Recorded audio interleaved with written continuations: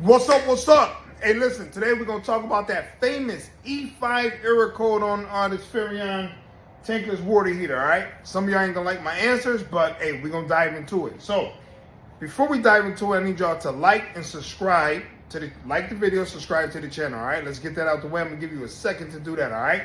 Okay. Good. You got it. All right. So now listen. The E5 error code.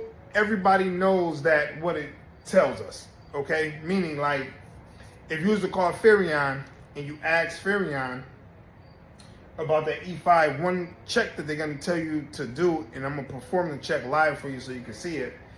Before I do that, let me just tell you a quick little story. So when I got this call to look at this Furrion, this was a service call, mobile call.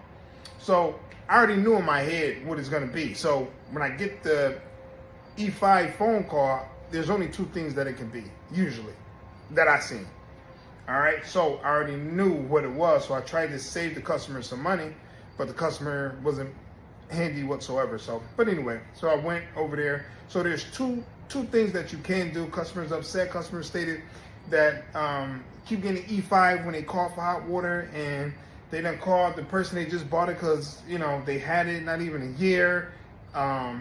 They bought it at a camping show. And the people told them all these dreams and hopes and warranty information, all this stuff, and need to say, they wasn't happy, okay?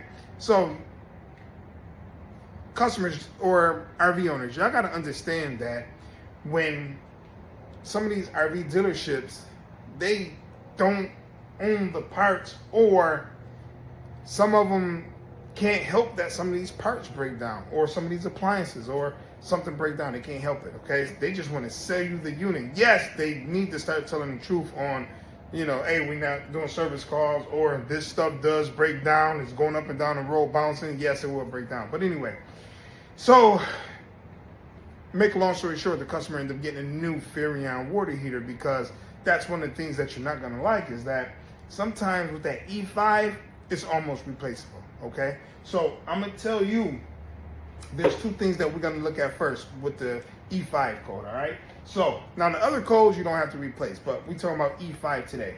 So I'm going to show you guys how they say you want to do, blow it out, and I'll show you what I mean by that. So I'm actually going to take this cover off, and we're going to look inside, and I'm going to show you exactly what be the problem. Now, before I do that, there's a little fan right in here, okay?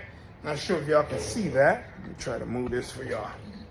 Right in there, that little fan inside there. Now, when I say two things, that's the first thing. If that fan there is not moving, and it moves very fast, so sometimes you can't see it, so you need to look at the position before you call for water, call for hot water. So look at that position. If that fan don't move, that's an E5 error code. And with that E5 error code, get a new water heater. It's just too much to take apart, and it's hard to find another part. Now, if you got another water heater, which, we have hundreds, and, we got a lot of stuff here, but whatever, then that's different. But if you're just a normal person, you're trying to just, fix your water heater, you got that E5 code, and that fan's not spinning, it's time to get a new one, okay? Now, I'm gonna take this off. Bam, look at that magic trick, y'all. Look at that magic trick. So now, I want y'all to look at this. So, you see this here? This hose here, make sure you can see that. They want you to take this out here. You can pull that out. And you can either blow into it, or you can have some kind of air to push through here. And that usually gonna show out and come out here, okay? So if this is clogged up, then that'll also throw an E5 code. So we got two things that's gonna throw that E5 code. If this is clogged up, now if you don't got the cover off, you don't have to take the cover off all the time, so make sure you understand that. There's two screws here you can just take off. I'll do it for you real fast. You take off these two screws here.